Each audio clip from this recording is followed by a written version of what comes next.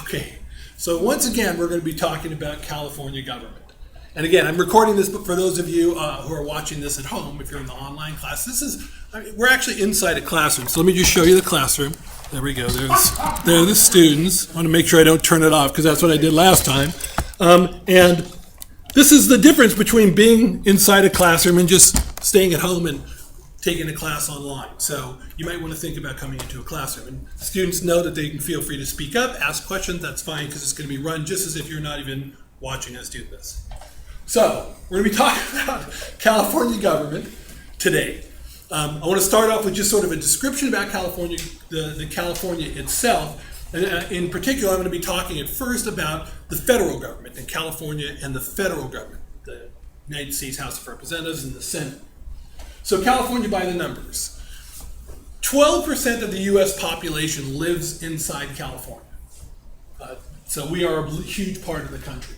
And that is why, because you know that the House of Representatives is based on proportional representation, that's why we have 53 members in the House of Representatives. If you basically take 53 over 435, the total number of members of the House, you'll get around 12% because that's what our population is.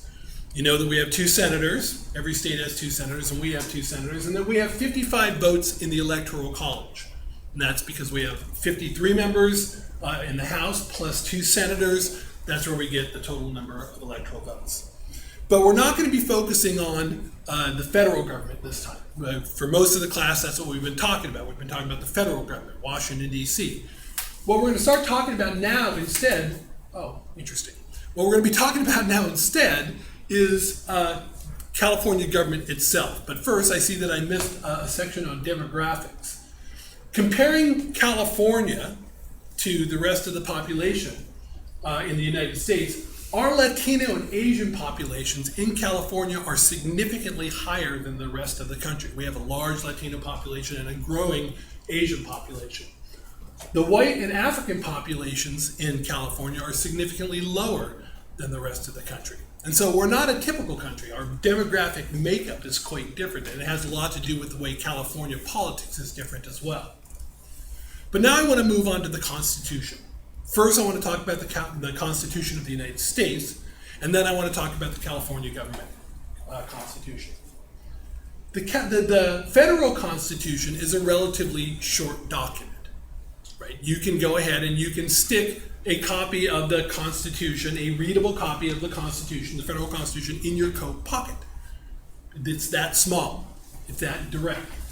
It's a relatively short document, and it's very limited in the number of topics that it addresses. As we know already, Articles 1, 2, and 3 refer to the executive, the legislative, and the judicial branches. There's only a few more articles. It is a really short document, and it is very difficult to amend, to add additional amendments to it. There are only 27 amendments altogether, additions to the original Constitution, and 10 of those were the Bill of Rights. The first 10 amendments that happened soon after ratification. The California Constitution is very different. The California Constitution is a very extensive document. You could not fit it in your pocket unless you had a really big pocket. There are all kinds of topics addressed. In the Constitution, they even talk about car insurance. Car insurance is mentioned in the Constitution.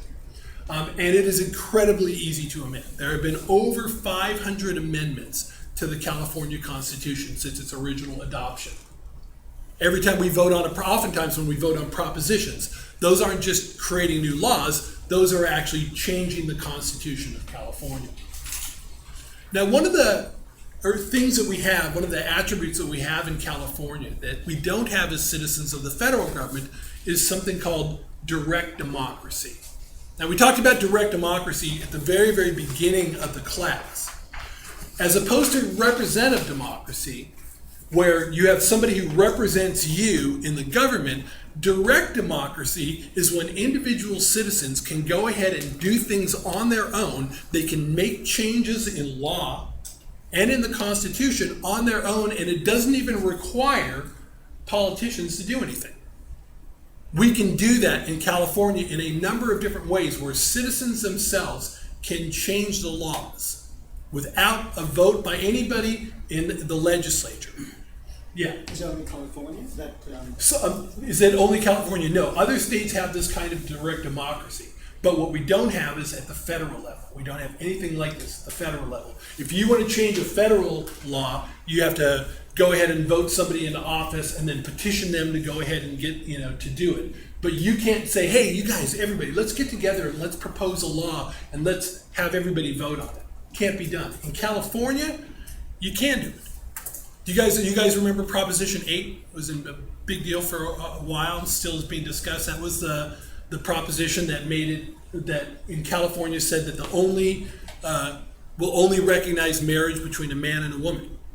That was never voted on by the legislature in California. That was something that the citizens of California put on the ballot, and then citizens got to vote for it. We can do that. That's direct democracy. That's when citizens can change the laws the way they want to. So I want to talk about a couple different forms of direct democracy. And the first one is called the initiative process. This is exactly what I was talking about with the propositions. An initiative process is a ballot measure that's initiated by a voter petition. So let me explain what that means. When we're talking about ballot measures, what do we mean? What's a ballot measure? What is that phrase? Are you guys familiar with that phrase? No? Okay. Every time we go ahead and vote, we voted yesterday for mayor? Or anybody live in Los Angeles? Anybody vote yesterday? Oh, I did. The political science professor voted. Okay, doesn't matter. A ballot is sort of when you go to vote, the thing that has all the things that you're voting on, that's called the ballot, right? And usually the things on the ballot are like if somebody's running for office, right? When President Obama and Mitt Romney were running against one another, they were on the ballot. So the ballot is the actual thing where you go ahead and you vote for somebody. And then a lot of times in the state, there'll be different propositions that are on the ballot. Oh, I know what we talked about. We talked about the California Compassionate Use Act. That was a law that made medical marijuana legal in California. That was an initiative. That was somebody had said, hey, you know what? I think California should be legal to smoke marijuana in California if you need it for medicinal purposes. They tried to get it passed through the legislature, but the legislature's like, I'm not going to be the guy who brought up the let people smoke pot bill. So the legislature wouldn't do it. So someone went around and they got a bunch of petitions. And what you do is you say like, okay, I want to propose a law. I want the state of California to have this law. And so what you do is you stand in front of supermarkets, or you go to colleges, or you go to places where you think you can find people to support you, and you walk up with a little thing and you go, hey, will you sign this petition so we can put this on the ballot? And if you get enough signatures, whatever that law is that you want to have on the ballot, that you want to have people vote on, you can do it. And that's exactly what happened with Proposition 8, and that's exactly what happened with the medical marijuana.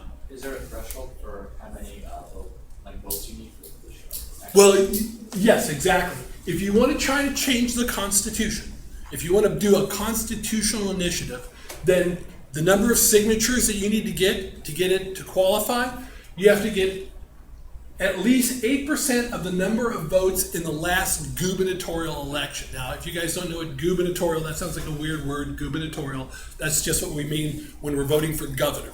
So a gubernatorial election is the governor's election. So if you go ahead and let's say you had an election, in the last governor's election, 100,000 people voted. Then to get an initiative, a constitutional initiative, you would need to get at least 80,000 signatures, and then it can be put on the next ballot. So you have to get at least 80,000 signatures. So 8% of the 80% of 100 is big. Oh, I'm sorry. Correct the math. What did I say? 80,000. 80,000. That's 80%. No, I apologize. There we go. So correct it to 8%.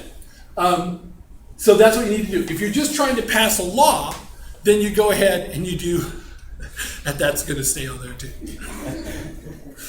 Guys, I have a PhD. Okay. If you're going ahead and you're doing a state initiative, you're just trying to pass a law, then you only need 5% of the votes, of whatever the total number of votes that you got in the last election. So that's the way it works. So there is a threshold that you have to get. And obviously, it's higher for a constitutional initiative than it is for a state law. Or maybe that's not obvious, but when you're changing the Constitution, it is higher. Yes? So the constitutional initiative is a change in a law that already exists? It is an amendment to the Constitution. Okay. So he's asking, what do I mean by a constitutional initiative? That's an amendment to the Constitution. So it may add something to the Constitution, it might take away something from the Constitution, it can be anything, but anything that amends the Constitution. The California Constitution or the United States? The California Constitution only. All this is just applies to the California Constitution. Okay, now, one last thing, but I'm going to pick it up on the next video.